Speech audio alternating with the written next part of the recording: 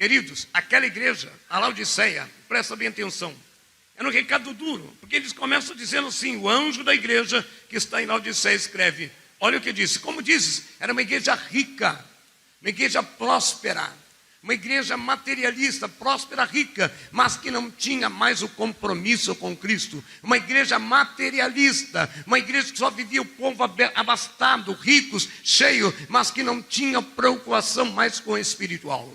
Será que está muito diferente hoje?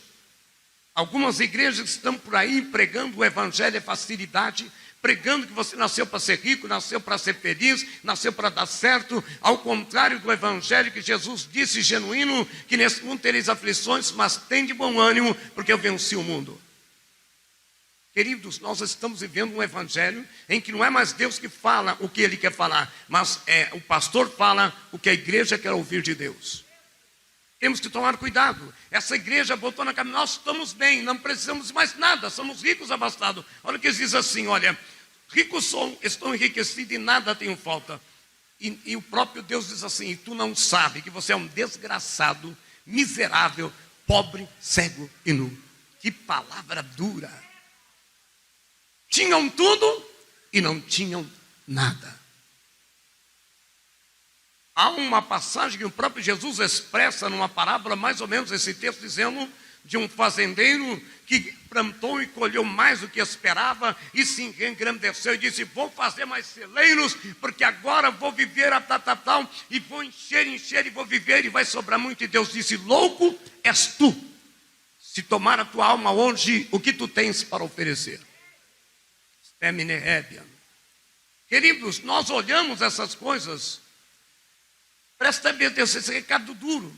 Não precisávamos de mais nada, diziam eles, pois adquiriram muitas riquezas. Muitas vezes nós também agimos assim. Achamos e acreditamos que nossa vida está perfeita e que não precisamos de mais nada. Vou na igreja quando sobrar tempo, tenho carro, tenho casa na praia, tenho campo.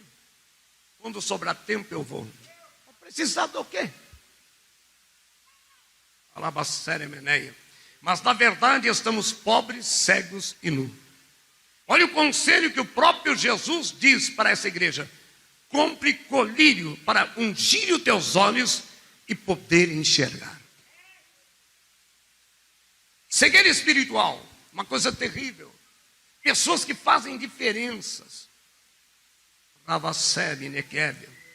Precisamos ungir nossos olhos para podermos enxergar as bênçãos do Senhor Jesus Cristo em nossas vidas. Sabe que muitas pessoas estão na igreja e ainda não conseguem porque está com uma cegueira espiritual. A pior cegueira que existe não é a cegueira física, ela é dolorida, difícil, mas a espiritual.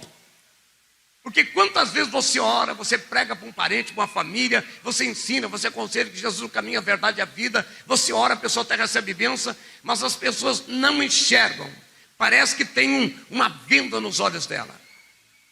Aí você fala, não desista, continua orando. E realmente essas pessoas têm uma venda.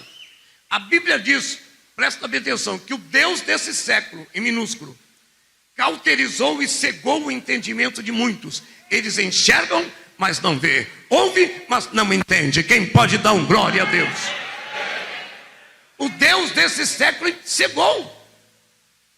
Eles enxergam, mas não vê. Porque o inimigo cegou para que eles não possam ver a revelação da graça de Deus em Jesus Cristo em nossas vidas. Devemos orar sim, perseverar na oração para essas pessoas, porque não é por força a obra, mas pelo Espírito. Mas existe um fato que o inimigo usa, que é a cegueira da miopia. Todo mundo sabe. 1/4 da população do mundo sofre de miopia. O que é miopia, pastor? É aquela pessoa que tem facilidade de chegar perto, mas que quando vai olhar para longe fica embaçado. Precisa usar óculos ou lente de contato para corrigir. 1/4 da população do mundo tem miopia. Enxerga perto, mas não consegue enxergar longe. E o diabo usa esse tipo de enfermidade, principalmente não no mundo físico, mas no mundo espiritual. Enxergam bem de perto, mas de longe as vistas ficam embaçadas. Assim também é na vida espiritual. Pessoas que conseguem chegar àquilo que está na nossa frente, mas não conseguem chegar àquilo que está diante. Quantos enxergam só hoje, mas Deus fala assim, daqui 3 dias, mas duvida, porque não está enxergando amanhã, só crê naquilo que está vendo agora. E é isso, queridos, que o inimigo quer que você veja, que você enxergue só o aqui e o agora. Tem pessoas que falam assim, pastor, minha vida é uma dor, estou só enxergando o problema hoje. Deus falou, espera, irmão, confia, amanhã, mas ele está enxergando só hoje, ele tem miopia, a sua vista só enxerga o problema, não consegue enxergar além, porque a fé é o firme fundamento daquilo que não se vê, mas daquilo que se espera.